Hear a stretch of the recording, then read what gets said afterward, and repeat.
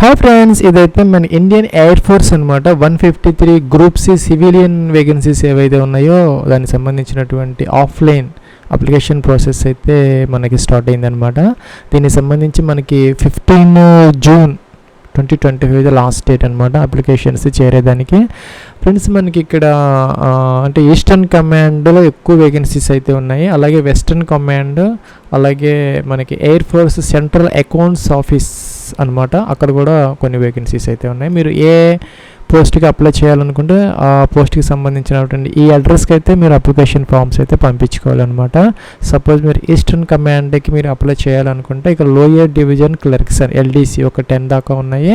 Hindi typist, cook ఉంది, store keeper, carpenter, painter, అలాగే MTS multi tasking staff, అలాగే mess staff, అలాగే లాండ్రీ మ్యాన్, అలాగే మనకి ఇక్కడ హౌస్ కీపింగ్ స్టాఫ్ అనమాట. అలాగే మనకి వల్కనైజర్ అంటే ఇక్కడ మన ప్లాస్టిక్, రబ్బర్కి సంబంధించినటువంటి మిషన్స్ దగ్గర వర్క్ చేయాలన్నమాట. అలాగే ఇక్కడ మన సివిలియన్ మెకానికల్ ట్రాన్స్పోర్ట్ డ్రైవర్ అనమాట, ఆర్డినరీ గ్రేడ్, ఇవన్నీ ఉన్నాయి. అలాగే ఇక్కడ మనకి అస్సాంకి సంబంధించినటువంటి ఎయిర్ఫోర్స్ స్టేషన్లోకి ఒక ఎల్డీసీ పోస్ట్ కూడా ఉన్నదన్నమాట. అలాగే వెస్టర్న్ కమాండ్లో కూడా హిందీ టైపిస్ట్ ఉంది. అలాగే ఇక్కడ మనకి సెంట్రల్ అకౌంట్స్ ఆఫీసులో కూడాను లోయర్ డివిజన్ క్లర్క్స్ పోస్టులు అయితే ఉన్నాయన్నమాట. సో మీరు దేనికైతే అప్లై చేయాలనుకుంటే ఈ అడ్రస్కి అయితే మీరు ఆఫ్లైన్ అప్లికేషన్ అయితే పంపించుకోవాలన్నమాట. మీ కేటగిరీ వైజ్ వేకెన్సీస్ అయితే ఉన్నాయి, చూసుకోవచ్చు. మీ కేటగిరీలో లేకపోతే జనరల్ కేటగిరీలో ఎవరైనా అప్లై అయితే చేసుకోవచ్చు అనమాట. ఇంకా ఏజ్కి సంబంధించి మనకి ఏజ్ లిమిట్ 18 నుంచి 25 సంవత్సరాల మధ్య అయితే ఉండాలన్నమాట. 18 నుంచి 25. ఎస్సీ ఎస్టీ వాళ్ళకైతే కనుక ఒక 30 ఇయర్స్ 30 సంవత్సరాల వరకు. ఓబీసీ ఎన్సీఎల్ వాళ్ళకైతే కనుక 28 ఇయర్స్ వరకు వాళ్ళకు కూడా. ఇంకా పిహెచ్ క్యాండిడేట్స్ కొన్ని పోస్టులు ఉన్నాయి, వాళ్ళకు కూడా ఒక 10 ఇయర్స్ దాకా వాళ్ళకు కూడా ఏజ్ రిలాక్సేషన్ అనేది అప్లికబుల్ అయితే అవుతుంది అనమాట. ఫ్రెండ్స్, మనకి ఇక్కడ స్టోర్ కీపర్కి అలాగే టైపిస్ట్కి సంబంధించి ఇంటర్మీడియట్ అనమాట. మిగతా వాటన్నిటికీ కూడా 10th క్లాస్ సరిపోతుంది. అయితే మనకి ఇక్కడ పెయింటర్, కార్పెంటర్కి మాత్రం మీకు ఐటీఐ అయితే కావాలన్నమాట. సో మిగతా వాటికి అయితే ఓన్లీ 10th క్లాస్ అయితే మనకి సరిపోతుంది. ఫ్రెండ్స్, ఈ వేకెన్సీస్కి సంబంధించి అప్లికేషన్ ఫీజు అనేది ఎవరికీ లేదనమాట. 0 ఫీజ్ ఫర్ ఆల్ క్యాండిడేట్స్. అలాగే దీనికి సంబంధించి చిన్న ఎగ్జామ్ అయితే కండక్ట్ చేస్తారు 10th లెవెల్లో అనమాట, సింపుల్ ఎగ్జామినేషన్. అలాగే ఇంగ్లీషు, హిందీలో అయితే మనకి ఎగ్జామ్ పేపర్ అయితే ఇవ్వడం జరుగుతుంది. అలాగే ఇక్కడ మనకి అప్లికేషన్ ఫామ్ అనమాట. ఇది మంచి A4 పేపర్ మీద ప్రింట్ అయితే తీసుకోవాలి మీరు. సో మీకు అర్థం కావడం కోసం నేనైతే పీడిఎఫ్లో టైప్ అయితే చేశాను అనమాట. మీరైతే చేత్తో అయితే రాసుకోవచ్చు దీన్ని. సపోజ్ మీరు ఏ పోస్ట్కి అప్లై చేస్తాం, సపోజ్ ఎంటీఎస్ అయితే ఎంటీఎస్, అలాగే మీరు ఏ కమాండ్కి అప్లై చేస్తాను, ఈస్టర్న్ కమాండా వెస్టర్న్ కమాండా, అలాగే అప్లైడ్ పోస్ట్ అని ఏ పోస్ట్కి అప్లై చేస్తాను, మల్టీ టాస్కింగ్ స్టాఫా ఏంటి అనేది మీ యొక్క ఫుల్ నేమ్ అనమాట, 10th సర్టిఫికేట్ ప్రకారం. అలాగే మీ యొక్క fathers name, date of birth అనమాట, డే, మంత్, ఇయర్ అనమాట. ఇంకా కూడా 15/6/2025కి మీ యొక్క ఏజ్ ఎన్ని సంవత్సరాలు, ఎన్ని మంత్స్, ఎన్ని డేస్ అలా రాసుకోవాలి. ఇక్కడ ఫోటోగ్రాఫ్ అయితే మీరు పేస్ట్ చేయాలన్నమాట, పిన్ చేయకూడదు, పేస్ట్ చేయాలి. సిగ్నేచర్ అయితే చేయాలన్నమాట. సో దాన్ని సెల్ఫ్ అటెస్టెడ్ అంటాం అనమాట. ఇంకా అడ్రస్ అనమాట, డోర్ నెంబరు, ఫ్లాట్ నెంబర్తో సహా, పోస్ట్ ఆఫీసు, జిల్లా అనమాట, డిస్ట్రిక్ట్, స్టేట్, పిన్ కోడ్ ఇలా వేసుకోవాలి.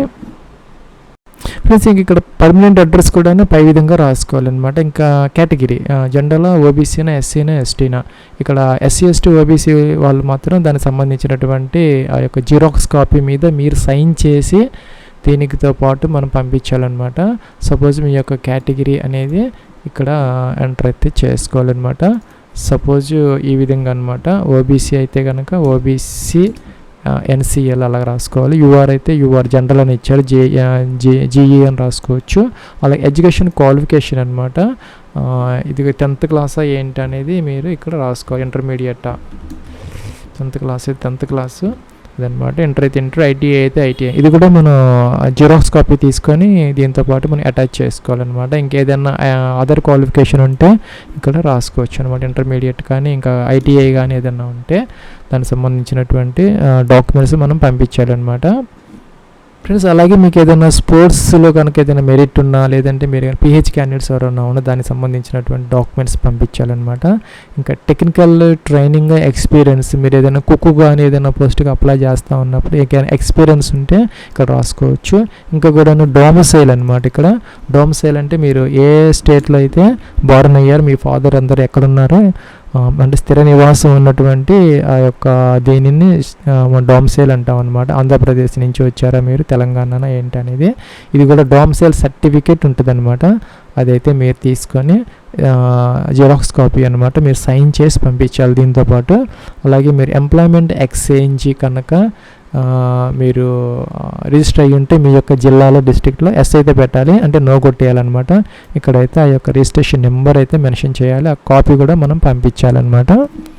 ప్లస్ ఇక్కడ సైన్ చేసుకోవాలి, డేట్ వేసుకోవాలన్నమాట. ఇదైతే వాళ్ళు రాసుకుంటారు, ఆఫీస్ పర్పస్ అనేది మనకు అవసరం. ఇక్కడ వరకు మనది అప్లికేషన్ డేట్ సిగ్నేచర్ చేసుకుంటే సరిపోతుంది. ఇంకా ఇది ఒక ఎక్నాలజ్మెంట్ అనమాట మీకు వస్తుంది తర్వాత పోస్ట్. ఇది కూడా మీరు ప్రింట్ తీసి ఇది కూడా పూర్తి చేయాలి. సపోజ్ మీరు ఏ పోస్ట్కి అప్లై చేస్తూ ఉంటే ఆ పోస్ట్ అనమాట ఇక్కడ ఎంటర్ అయితే చేసుకోవాలి.